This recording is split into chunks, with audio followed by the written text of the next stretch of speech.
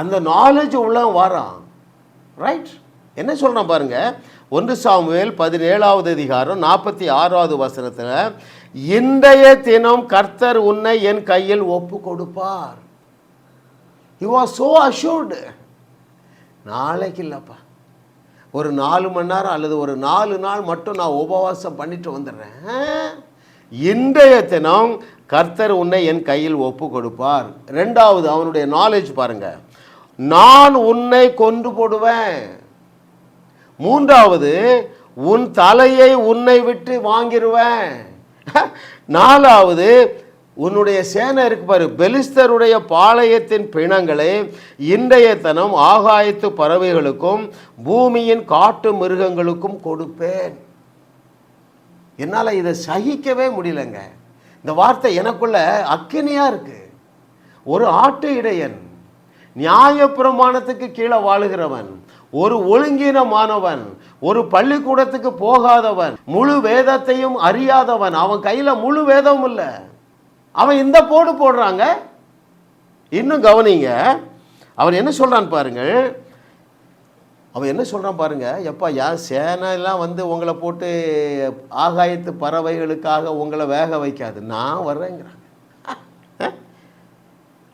இன்னொரு நாலேஜ் பாருங்களேன், இதனால் இஸ்ரவேலில் தேவன் ஒருவர் உண்டு என்று பூலோகத்தார் எல்லாரும் அறிந்து கொள்ளுவார்கள். நான் இன்னைக்கு உன் தலையை தூக்க போகிறேன், உங்கள் போர் வீரர்களெல்லாம் சட்னியாக்க போகிறேன். நடப்பது என்ன? இது பைபிளில் எழுதப்படும். உலகத்தில் உள்ள அத்தனை பேர் அறிந்து கொள்ள போகிறார்கள். ரைட்? ஹல்லேலூயா.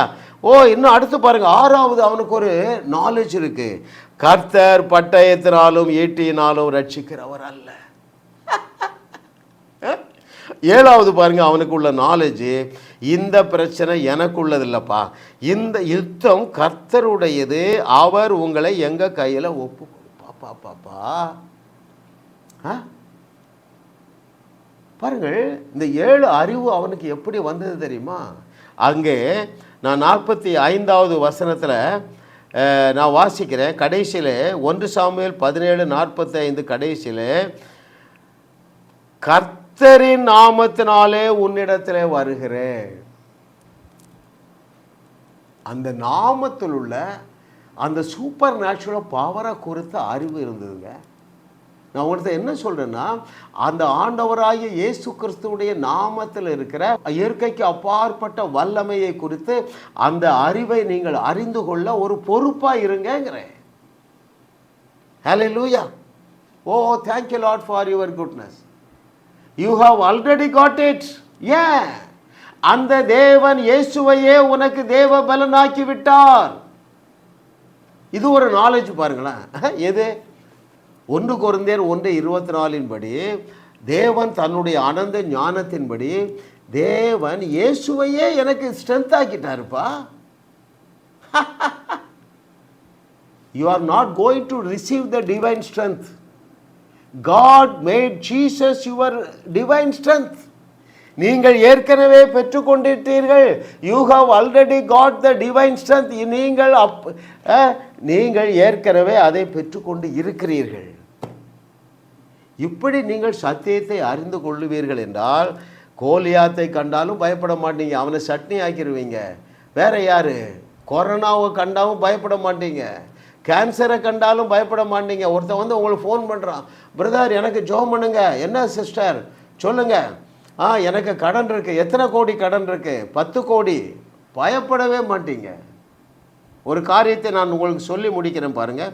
எனக்கு மிகவும் பிரியமான தேவர்களே, 10,000 ரூபாய் கடனை அடைக்கிறதுக்கு எவ்வளவோ விசுவாசமும் எவ்வளவோ பவர் வேணுமோ, 10 கோடி ரூபா கடனை அடைப்பதற்கும் அதே அளவு விசுவாசம், கடுகளவு விசுவாசம் போதும், அதே அளவு ஸ்ட்ரென்த்து போதும். நீங்கள் பேசுனா போதுங்க. பேசி பேசி பெரியவர்கள் ஆகலாம். ஆமாம், பென்னிகின் ஏரோப்ளேன் வாங்கியிருக்காருங்க. கஷ்டப்பட்ட உழைக்கிறாரு, பேசிகிட்டே போகிறாரு, அற்புதம் நடந்துகிட்டே இருக்கு. அவங்க ஆஸ்தி எழுதி கொடுத்துட்டே போயிடுறாங்க. யாருக்கு அப்படி வந்தது? நம்முடைய நாதனாகிய இயேசு கிறிஸ்துவுக்கு அல்லவா. நாவில் உள்ள அதிகாரத்தை அறிந்து கொள்ள ஒரு பொறுப்பெடுங்களேன். இந்த புக்கை நான் ஒரு 30 நேரம் வாசிட்டேங்க. அற்புதம் நடக்காத நாளே இல்லைங்க. ரைட்? அப்படி என்றால் என்ன பொருள்? தொலைபேசியில் எனக்கு தினந்தோறும் ஒரு 10 அற்புதத்தை தேவன் என் மூலமாக செய்கிறாருங்க. அப்போ நான் அந்த கலையையும் அந்த ரகசியத்தையும் உங்களுக்கு கற்றுத்தருகிறேன். ஏன்? நான் ஒருவனாலே சுவிசேஷத்தை இந்த உலகமெங்கும் கொண்டு செல்ல முடியாது. ஒவ்வொரு தேவனுடைய பிள்ளையும் நீங்கள் என்னவாக இருக்கிறீர்கள் என்கிற நாலேஜை உங்களுக்கு தந்தா போதுங்க, நீங்கள் உலகத்தை உலுக்கிடுவீங்க. ஒன்றை தெரிந்து கொள்ளுங்கள், you are not going to be a world shaker, you are a world shaker. Every child of God is a world shaker. அப்போ நீங்கள் என்ன செய்யணும்? இந்த ரெஸ்பான்சிபிலிட்டி எடுங்க. கர்த்தரை அறிகிற அறிவில் நான் வளர்றதுக்கு இம்பார்ட்டன்ஸ் கொடுப்பேன். பவுல் அதைத்தான் சொல்கிறாருங்க பிலிப்பியரில். என்ன சொல்கிறான்? அவரை அறிகிற அறிவின் மேன்மைக்காக. ஐயா, அந்த அறிவு தான் மேன்மையை கொண்டு வரையா. அந்த அறிவு தான் தாவீதை சிங்காசனத்துக்கு அழைத்து சென்றது. எந்த அறிவுனே? கர்த்தருடைய நாமத்தில் உள்ள அந்த வல்லமையோடு நான் வருகிறேன், இன்றைக்கு உன் தலையை எடுப்பேன். ரைட்? அதுக்கு ரெஸ்பான்சிபிலிட்டி எடுப்பீங்களா? இதைத்தான் எங்கே ஆரம்பித்தோம்? நம்ம யோசுவாவிட்ட சொல்கிறார். யோசுவா, அஃப்கோர்ஸ் இதெல்லாம் வணங்கா கழுத்து உள்ளவர்கள் தான். 25 லட்சம் பேர் இருக்காங்க. மோசே மடிந்து போனா, உனக்கு ஒரே ஒரு வேலை, மற்றெல்லாம் ஏன் வேலை? என்ன செய்யணும்? பலம் கொண்டு திடமனதாக இருப்பதை கட்டளையாக கொடு. நான் உனக்கு கட்டளையிடவில்லையா? பலம் கொண்டு திடமனதாக இரு. அப்போ இந்த கட்டளை உங்களுக்கு நேராக வருகிறது. நான் சொன்ன 3 ஆலோசனைகளையும் நான் திருப்பி சொல்லுகிறேன். எங்களுடைய செய்திகளை ஒரு மாதத்திற்கு 100 செய்திகளை கேளுங்க. இந்த 100 செய்தியை கேட்க வரைக்கும் வேற செய்திகளை கேட்காதீர்கள். அதோடு கூட இந்த புஸ்தகங்களை வாசியுங்கள், நீங்களும் வாழுவீர்கள், வையகத்தையும் வாழ வைப்பீர்கள் என்று கர்த்தர் சொல்லுகிறார்.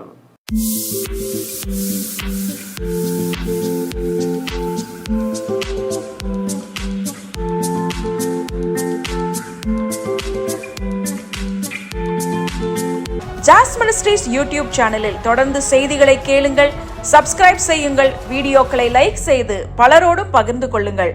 அவர்களும் ஆசீர்வதிக்கப்படட்டும்.